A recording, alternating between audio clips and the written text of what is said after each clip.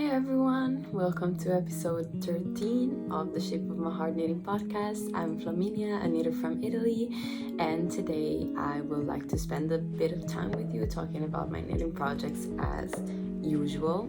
If you're new here, I hope you enjoy this content, and if you're a returning viewer, thank you so much for coming back. I do really appreciate you.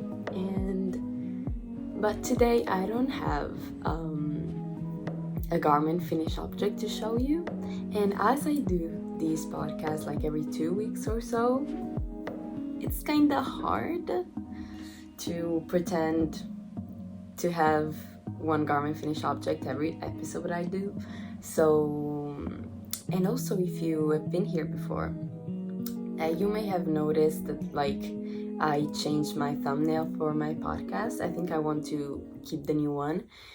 There are 3 pictures instead of just one, so I don't feel guilty of not showing you a beautiful picture of a beautiful garment that I finished, but I can show you a little bit more what you'll get in the episode, so I can put a little bit of WIP pictures and progress pictures and stuff like that in the thumbnail as well, so you know what you're getting into when you click on the video, which I think it's kind of smart for me, but I'm definitely not the first one to do it.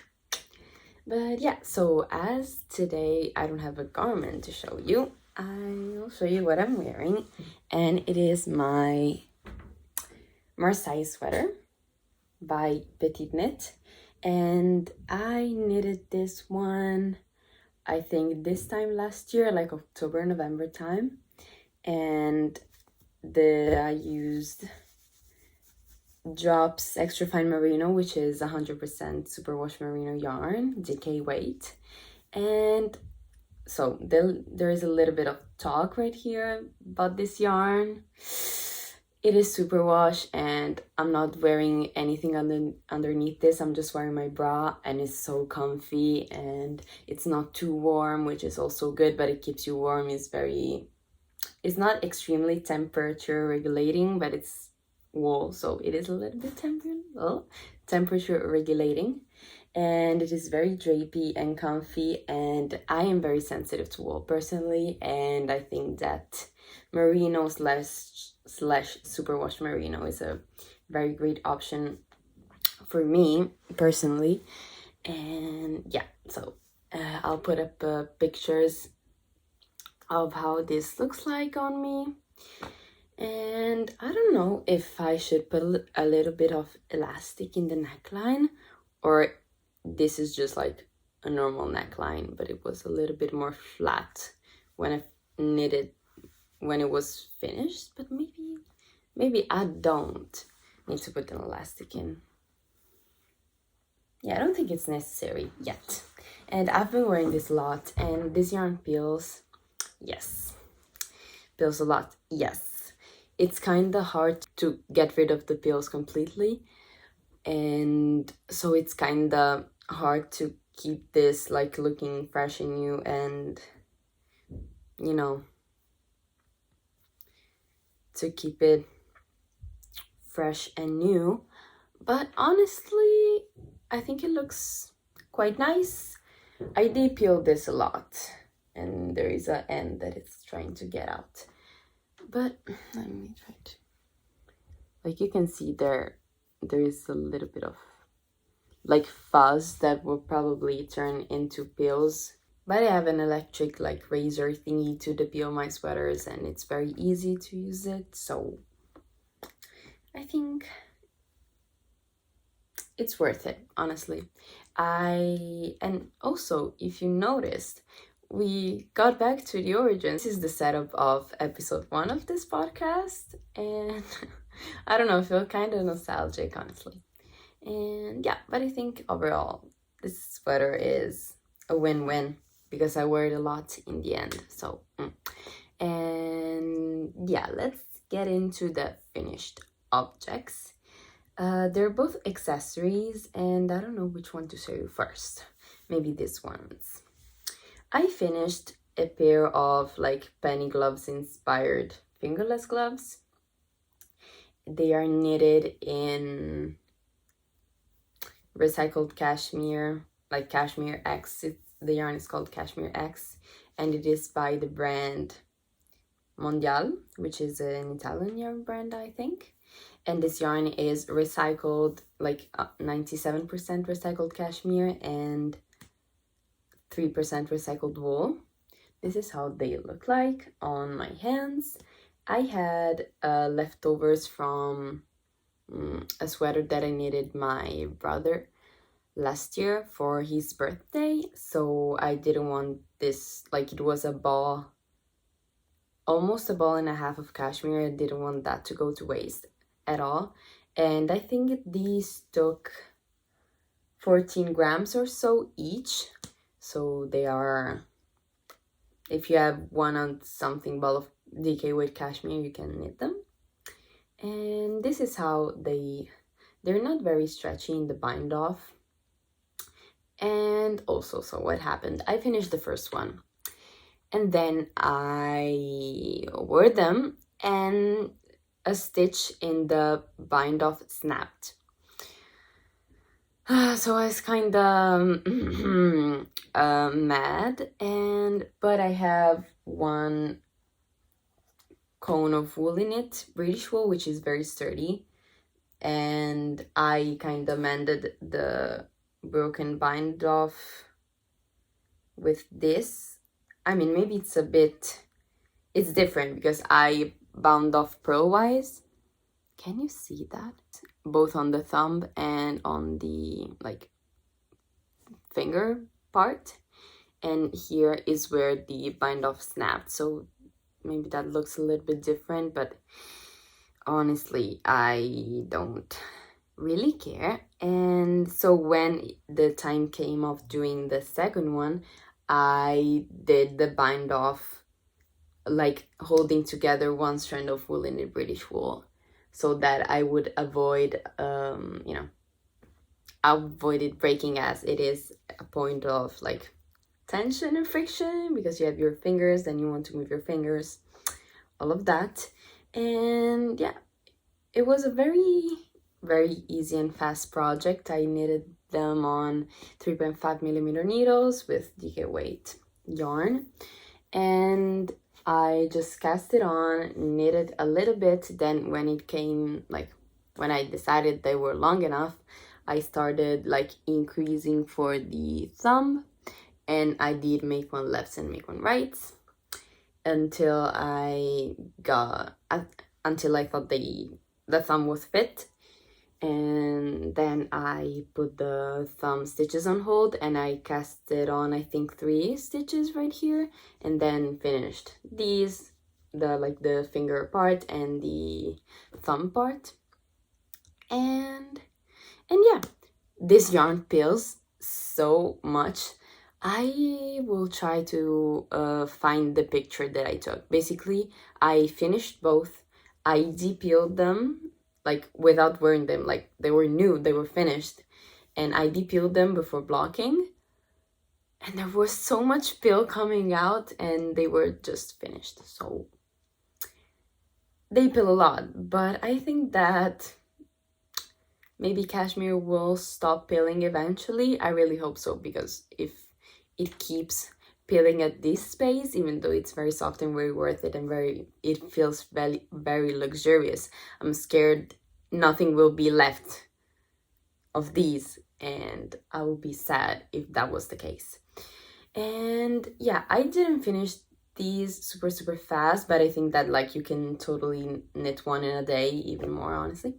And I was kind of stuck on my WIPs for a little while. Like I wasn't excited about them anymore because they were like all very big and they were all knitted flat, and I was dying honestly. So I knitted like a quick satisfaction project. I finished one and then it broke, and I was like, why universe is doing this to me? But I managed to finish them, and they're really comfy, and I cannot wait to wear them when the time will come. Honestly, this is like the first day where it's not cold, where it feels cool enough to wear like something long sleeve that it's not like a t-shirt, and I'm wearing like joggers and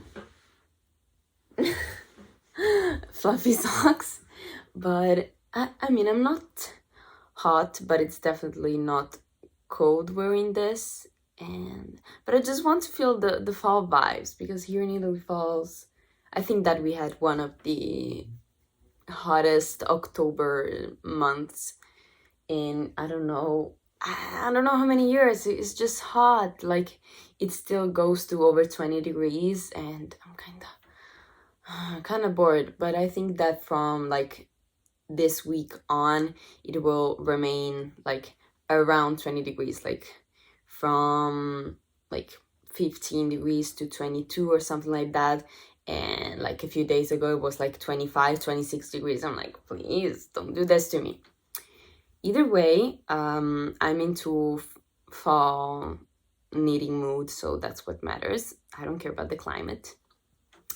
The second finished object is my Oslo hat. I think I showed this to you as a WIP, yeah. And the yarn, I bought some yarn with my mom for some gifts, and I managed to grab also one, like the remaining skein that I was missing from this, and I don't have much left. And I did a mistake, I think, and if you can see, there is kind of a big hole on top, but I'm not bothered by it. You decrease, then you decrease more, and then you like usually you do one round that is just knit together, and you have like very few stitches left. And I skipped the whole knit together thing, so there were kind of too many stitches to do the fitting the yarn through and pulling tight. And I pulled as tight as I could, but it's on top of my head, and like my hair, like you can see, people say my hair is black. I always complain about this. I don't think they're black. Like, they're pretty brown. Like, maybe they look a bit different in camera. I think they look a bit darker when like you see me in real life. But this is like true black. You can see the difference. It's not, this is my phone, okay?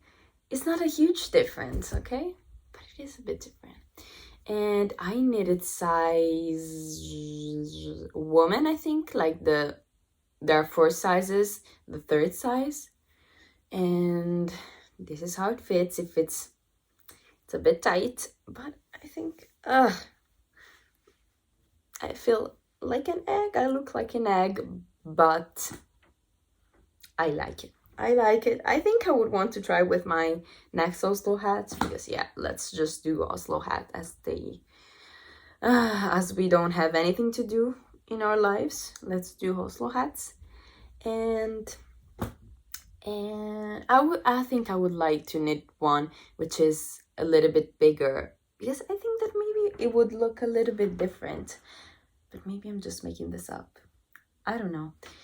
This is so matchy. This is the leftovers from the stripe of this sweater, actually, which you can see, I think. And yeah, so it's matchy. If you see the Oslo hat, it has like a bit of room on top, and I don't know if I like that, but this version and my last version, I shortened the body of the hat by like 2 centimeters, so 1 centimeter, and that kind of works. Like, it's still long enough to cover my ears, but I don't have extra room on top. And yeah, I think I hope I'll be able to wear this, because this is so cute. But as I told you, it doesn't get like extremely cold in the winter here, like at the point that you need a hat. But I did a provisional cast on when like at the start of this, because you knit the brim double and then you fold it, and then you fold it and you knit like the live stitches on your needle with the cast on stitches.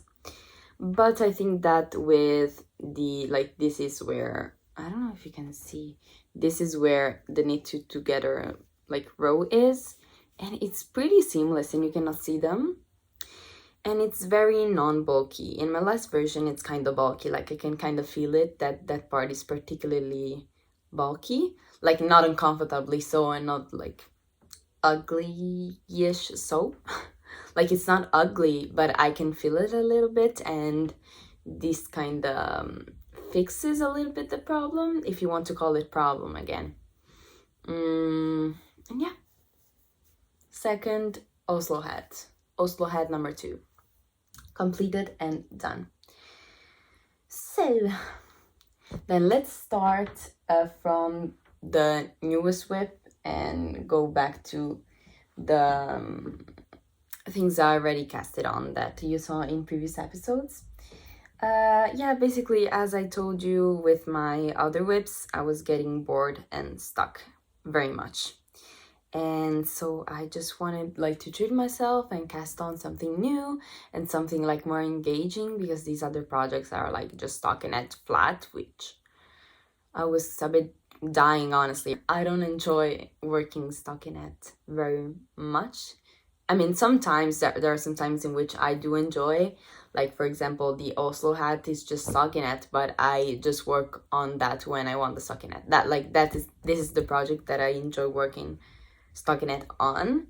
But if honestly my preferred like jumpers are like oh, but I'm one of the few people that likes that prefers like engaging knits rather than like stockinette knits. Stockinette knits are amazing just if you're in the right mindset to do them, but I think that most of the times I'm not in that mindset. I think I need something more. And I've been craving colourwork so badly these months, these days. And so I casted on a colourwork project. But you know, I kinda needed to feel that quick satisfaction. You think maybe I cast it on a DK weight or a worsted/iron weight jumper. I cast it on a fingering weight 20 stitches gauge per centimeters jumper, colourwork jumper. It's just me, it's just how I work. But these are the colors that I'm using. These are woolly knit British wool cones in the color Pine Forest, I think, and Morning Frost. If I'm getting these right, I'm a monster, because I usually don't remember the colorwork names, colorway names. But I cast it on the Baroque nouveau. I did the neckline, the short rows, and now I started the colorwork.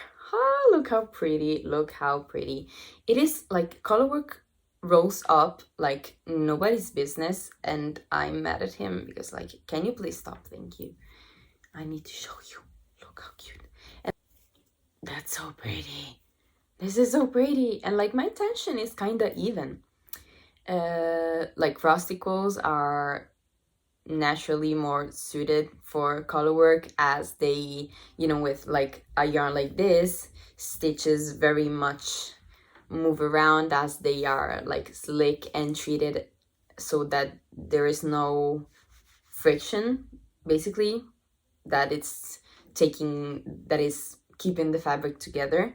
And while rustic wool has like these hairs, you can like the stitches maintain themselves a bit more, so it's easier to get even tension with colorwork. But this is just like my second colorwork project. I know I'm a bit of an overachiever. Like, what is wrong with me? A second colorwork project. Like my first was a like colorwork yoked sweater. This, like, there's colorwork on the yoke. It's not full-on colorwork. There's a bit of colorwork on the yoke, and it goes on a little bit on the body and a bit on the sleeves, but not all the way down. So I really don't know how to call it. We're just going to call it colorwork sweater. And I'll put pictures up, of course. And I really love the color that, sorry, this is a bit holy because this is not being blocked, and this yarn really plumps up and blooms when you wash it, so it kind of looks a bit see-through. But I'm really loving the color. I hope the camera can pick it up. But basically this pine forest is made up of dark blue and dark green spun together, which creates kind of a marred look, a bit of a color changing, like not color changing, a bit of a like tonal variegated look.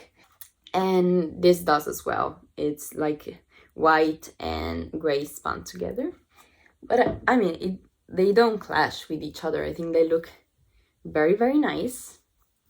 And yeah, I cannot wait to, like, this is gone on hold because I really want to finish the other WIPs that I'm not enjoying very much, because they are like, I started them a bit ago, like a month ago, more than a month ago, and I'm still like there working on them. Like, I know it's 1 month is not a lot of time, but I'm not nearly there. Like, in one project I finished the yoke, and the other one I'm working on the second sleeve, and it doesn't even have a body. So a bit all over the place, and I think I want to finish them before I get started on working on this, because this is very addicting, and I don't want to work a little bit on this and then say, no, you cannot work on this because you have to work on these other things. So I think that it's a good idea, like, to work on the other things that I should work on and then get to this and then be happy that I can, like, basically only knit on this and knit on this whenever I want, and not feeling guilty of knitting on this because I shouldn't knit on that, I should knit on something else. But I got inspired by my friend Amanda from the Cresting Sparrow. She has a podcast as well. I talked about the whole sizing issue that I had in my previous episode, where this wasn't even casted on, because I have no idea on how much positive ease you would want in a colourwork sweater, in a circular yoke, especially because the bigger the size, the bigger the yoke depth, so you kind of have to keep in mind all these factors. And I am knitting in the end size medium, which is one size up.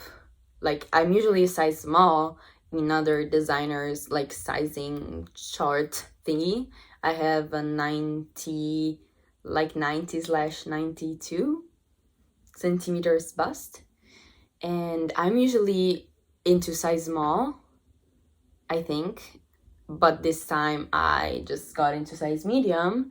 But for some reason, my inspo picture of Amanda, it kind of looked more oversized than it actually was. And she was so nice to, like, tell me all of the measurements, and we discussed the sizing. And I think I don't think I went with the size medium, which will give me kind of 4 centimeters / 4 inches of positive ease, which is like not oversized but relaxed. Like, this is very oversized. I don't know how many centimeters of positive ease it has, but yeah, it's not as oversized, but it is definitely not fitted. And there are 2 options for the neckline, and either you can do like 2 centimeters, like this, half of this is 4 centimeters. You can either do like 2 centimeters collar and leave it like not folded, like single, unfolded, I don't know, like you don't fold it, it's just a ribbing, okay? Either 2 centimeters that, or either you knit 4 centimeters and then you fold it. But honestly, I think that 2 centimeters is a bit too small of a neckline. I don't know, is it just me? But I looked at other Ravelry projects and the neckline was looking kind of weird. And So I asked Amanda, and she did like 4 centimeters not folded, which looks very, very good and very polished. And I think it, like, I really liked the way it laid on her neck. So cannot wait to get more progress on this. And yeah, I love color work. Like, am I like catching floats? I am catching floats on some rows. I am really trying not to, honestly, because in my last sweater, I was very, very thorough about catching floats, like, very, like, that was maybe a bit unnecessary, but I was watching Inga's video at the time, like 1 year ago, and she was knitting this like massive colorwork piece, and she said she was catching float like every 2 stitches. You know, if one color has more than like 2 or 3 stitches, she would catch the float. And so I was doing that, but I knit continental most of the times. I would say that at this point I knit continental for basically everything. But I still cannot get around on how to tension the yarn when you work color work, just like continental, when you hold both of the strands in your left hand. I don't know if I'm like doing things wrong about tensioning, like, I don't know, but like, especially in this color work, when you have like huge sections of one color and just a little bit of the other color, it like the yarn doesn't slip on my fingers, so the strand that I'm working the yarn off of is very tight, and the other one becomes very loose. So, but the thing was that catching color work when you knit continental color work, it's very, very easy, because like usually you hold your like, oh my god, I'm struggling. You hold your dominant color closer to your heart, as Inga says, and then the background color basically closer to your heart, contrast, and the other one, the background, to catch floats. Like if you knit like this, you would go around the strand and pick up the stitch and like knit the stitch, if it makes sense. I'm really not the best at explaining that, because I cannot do it. So, but basically, like if you flick and you take the yarn and you knit a stitch and the float is not catched, you go around the other strand and you flick and you catch this strand and you knit, and then like the other float is kind of wrapped behind the stitch that you knit. So you don't, so basically the advantage of that is that you're not moving your like yarn balls around. They don't get tangled as you, like there's no moment in which you manually have to untangle the yarn, as you're not twisting, like manually twisting around the things. Like once you catch a float, you still have your yarns in the exact same position. So you don't have to, like, your yarns don't get tangled. And that's why I really wanted to learn how to knit color work continental style. But I seem to I mean,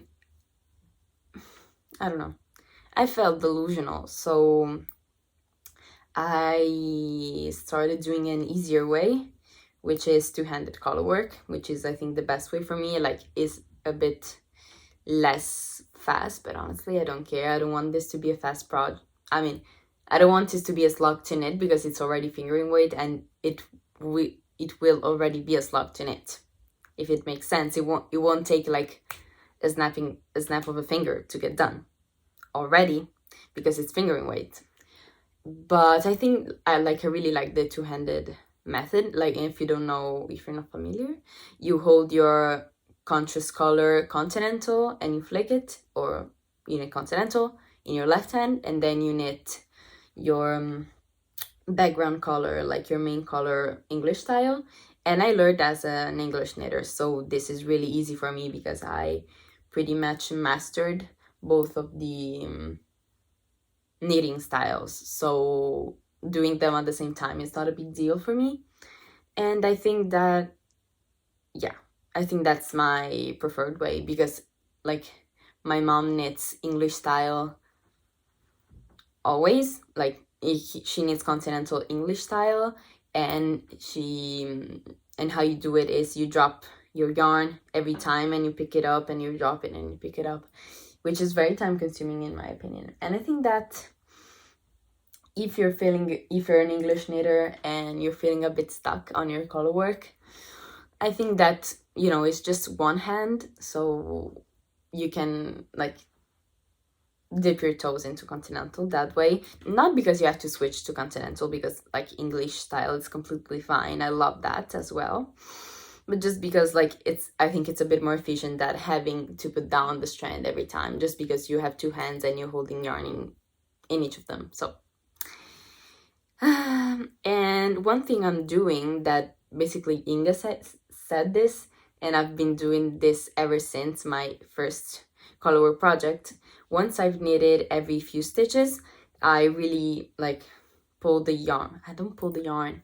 I spread the stitches evenly on the needle so that you can like stretch the floats inside, so you don't have the puckering that, like, it's completely normal, like when you're knitting with two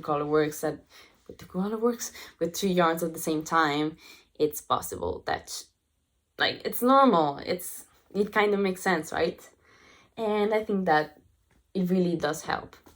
And I am usually a tight knitter, but I got gauge on this. I'm definitely trying to loosen up my tension. One subscriber, I guess, commented in the last video that I can get myself carpal tunnel.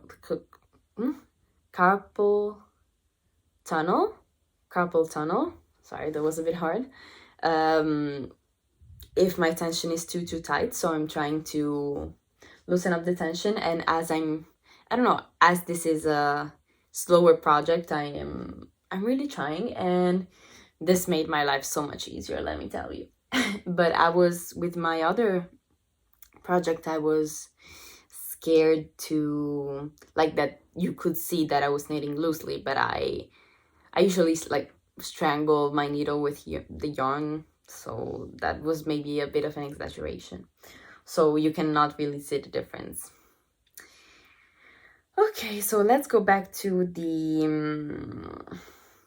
WIPs that you have seen in my last video. I hate this project, okay? Let me tell you, like, I really want the finished object of it, but I'm really hating it, and the pattern as well. Okay, in order, I split it for body and sleeves. I just finished the yoke of this, which is the Late Summer Wrap by Pernille Larsen, Knitting for Olive, like it's designer behind Knitting for Olive. And this is knitted with a super wash yarn discontinued from Lana Gatto. This is ottocapi, but I don't think you can find it anymore. And this yarn peels so much, but with order. Why should I talk about first? I think the yarn, yeah, we're talking about the yarn. This is new, okay? Like, this peels so much. Maybe, I don't think you can pick up how much this peels. Like, you can see that there are like peels everywhere. Like, if I do this randomly, I end up with a giant ball of fluff. Like, this is quite a lot.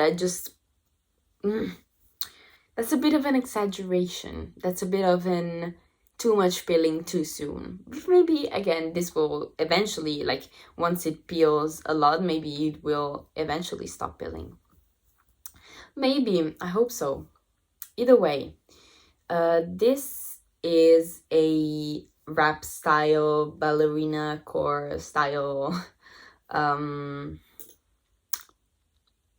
wrap cardigan. Okay, so this is all knitted flat, and the construction is a saddle shoulder. As you may see, this is the saddle, and then you increase to form the sleeve cup. Let me tell you, I was like, I got to the end and I was so done with this yoke like every yoke, honestly. Much prefer the construction of the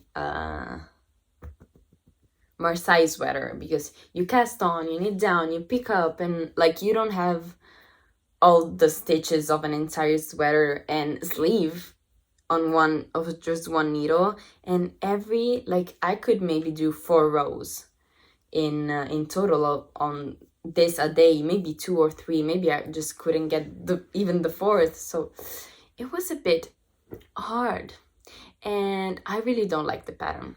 So pattern, like the taste in pattern writing style and pattern formatting is very personal. So it's like you can definitely manage to knit off of that pattern, but it's really not like a pleasant experience. And maybe I wasn't even paying that much attention, but I mean, I have a decent amount of experience in like pattern reading, as I've always knitted from a pattern. I like, since I started, I always knitted like garments from someone else's pattern, but I have never had this problem. Like, maybe I could have. So I'm just very mad at this. Okay, what happened is that I mentioned in my last episode, there, like the section of the yoke, they are called in very similar ways, very similar ways, and also they're formatted in very similar ways, and I don't think they are divided very clearly. I mean, like visually they're just like in bold and underlined, but maybe they needed to, like, as they're very similar and they had very similar names, they had to emphasize even more that you were going into another section. Because basically, what's the problem? You have this saddle shoulder part, then you have these like front shaping thing, because you, as you knit all these sleeve cup, you increase for the front as well, every like 4 rows or something. And so you knit this while you increase here. You increase here as you increase here, and then you do a raglan at the end. I don't know if you can see that though. Yes. Here at the end. And yeah, and you increase at the front as well. Basically, I had to frog this project, and like it kind of never happens. Like, it happens, but not because I read the pattern wrong, if you know what I mean. Yeah, just if you know what I mean. But like, I put this like down for a week, and then I came back to this, and then I said, okay, yeah, I need to switch on to the next thing. Like, it was a lack of attention on my part, maybe, but for what it was, I think that required too much attention to not get things wrong. Like, this is kind of like, it's not that difficult. Like, I had no problem with more complicated knits than this, but with this, I really don't know how to say it. Like, if you understand me, I think the not getting things wrong in the pattern for this kind of garment, it required too much attention for what it actually is. Like, but somehow I did half of the increases, so I was like up to here, and then was like, oh yeah, I finished, the stitches are blah blah blah like this, and then I just got into the raglan section, which is like not that big, okay, but trust me that when there are so many stitches and you're increasing 8 stitches every 2 rounds, they kind of start getting a lot of stitches. There were a lot of stitches to manage, and I finished them like, this is not going to fit, isn't it? Like, it was like this long, and where is my arm fitting? Like, this is maybe the circumference of my arm, but not very comfortable, and I couldn't get it around. So I was like, oh my god, I got things wrong, I have to frog. And it took quite a lot of time to get all the other increases and then to do the raglan and then to split for sleeves. Basically, this was exhausting. Like, I don't want to I needed another one. I needed another pattern from Knitting for Olive, and I think it was like gorgeous. So I don't know if I'm having this much of a problem because it's all my fault. But I think that like so I don't really know, but I'm not having a great time following this pattern. I mean, now the like tough part is gone. I think you just increase for the body till you do the ties and then you do the sleeves, and how can sleeves be that difficult? So I think that now the bad part is gone, but you still have to like increase every 2 rounds or every 4 rounds for, no, I think every 4, and then in a little bit on every 2 rounds until you finish the body. And that means that you'll have a lot of stitches again on the body. I can do it, okay, I can do it, but I really want to wear this soon, so I cannot keep procrastinating on this. This will get done.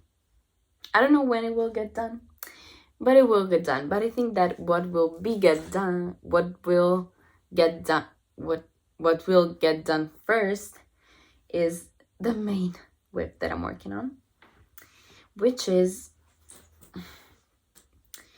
something that has just a yoke and a sleeve and a half, and it is so heavy already. It's big. It's my Zipper Sweater Man, size large, for my father. And I think I just finished the yoke in the last episode, and I finished one sleeve, and a few days ago I got started on the other sleeve. This sleeve is huge. This is so huge. This is probably like 1.5 head in circumference of my head, something like that. And also I gotta say though, like, I got something messed up in the raglan, and I have a bit more stitches. Like I had 8 more stitches on the sleeves, but 8 stitches is not too many. But when the sweater is already this large, and when it is a pretty large gauge, 8 stitches are already like 5 centimeters. So it's a bit roomier in the underarm, but I decrease more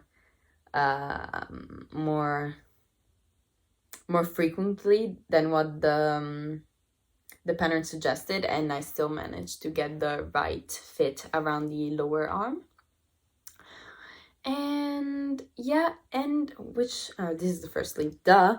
If you can see, like this, I decreased pretty sadly, then I forgot, and then I did it again. So it's not the best decreasing rate sleeve I've ever done, but I'm trying to keep track of the decreases on the second sleeve, and for now I'm doing great. And I started this in like the start of September, and it's still going on, and it's still not nearly finished. So I think that I will try to get the sleeve done and a big chunk of the body done. And yeah, also I am scared.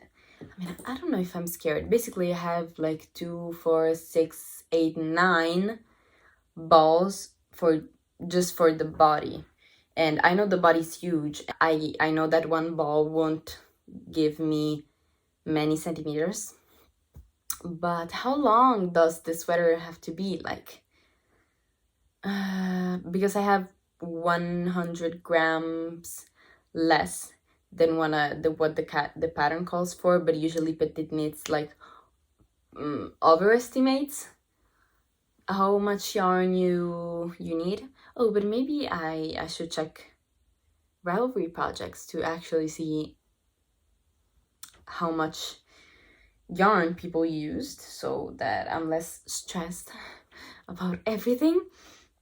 But yeah, I've talked about this sweater a lot. So that's where I've got. And it's starting to look like something, and I think that when I will finish the second sleeve, I will be more like more motivated to work on it, because there will be just the body to do. Just the body to do, but at least it's just one section of the sweater to do. Whatever. And I think these are all my active WIPs. Yep. These are all my active WIPs. And I'm hoping I can get something done in the next 2 weeks. So as I told you, I got something yarn-wise, which is not something that I usually do, but I haven't bought a lot. I just bought 7 skeins for me. The other ones, me and my mom purchased for another olive cardigan v-neck that we want to gift my brother's girlfriend. Ooh. And so these will be for her, not for us, but it's in my stash now.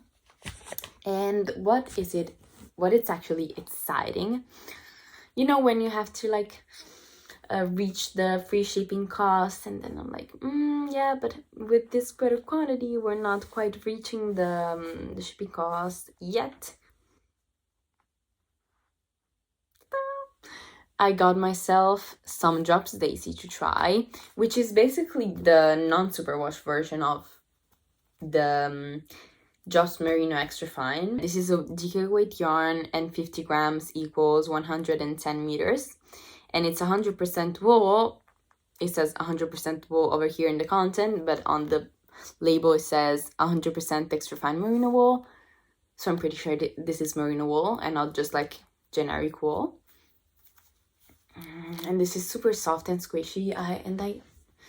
This, like, people say that this could be a dip for Sundance Sunday. I've never tried that yarn, so I will not be the one to tell you if that's a good dupe or not. I can just knit on this and tell you how I feel about it. But I bought 7 balls of this, just 7 balls, because if you saw my fall knitting plans video, you know that I want to knit a stripe hyped sweater. And I have all the stripe colors, but I'm missing the base color, and I wanted a cream, so I bought 7 skeins, which is what the pattern called for my size. I think I will knit a size small, like my usual size. And oh my god, I forgot to prepare my podcast recommendation of the day. Just let me check. So my connection was bad, so I wasn't able to check my like YouTube subscription feed to get an idea, but I think like that this will be the right one. Today I want to recommend you, like, not that she needs any recommendation because she's pretty big for obvious reasons, she's amazing, but maybe if you don't know her, I want to recommend to you Amy, and her channel is called Knee Knits, and I really like her way of podcasting. Like me, Vanicia from the Woolly Worker, and her, we're doing a mini cal, like very informal, on Instagram for the Lana vest, as we wanted to knit on that, and we said let's do that together. But if you follow Amy, you know that for 1 month and a half, she was in Europe, in like Poland, I think, to like for a work trip, or like a work trip, like she was working abroad for 1 month and a half. I don't think that the 1 month and a half period is like appropriate to be called a work trip, but she was there for work. And I think she recently got back, and so I had my Lana vest on hold for like the other 2 girls to organize and settle on the yarn they want to use, swatch, and do all the things that we have to do before starting a project. And I think we'll start very, very soon, and I cannot wait to pick up my Lana vest because I've been missing that. I love texture.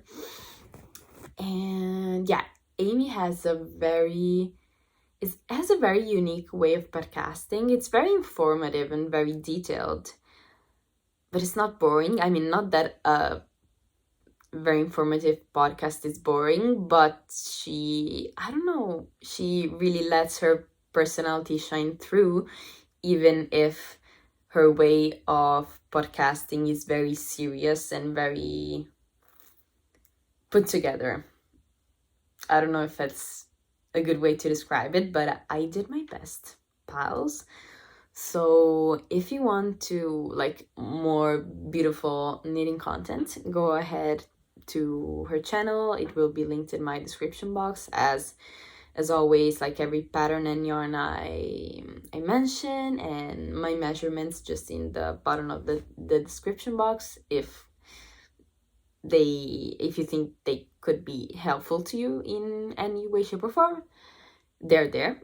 And I think that's it. Thank you so much for watching. I hope you enjoyed this episode. I felt a little bit all over the place and I talked a lot and my throat is hurting a little bit. But if you enjoyed this episode, consider subscribing if you don't want to miss more things, more episodes that I post in the future with more updates on my WIPs and on my knits. And yeah, I wish you health and happy knitting, and that wherever you're knitting on is a success. And let me know in the comments what you were working on during this video. And yeah, I really hope I will see you in the next one, and bye.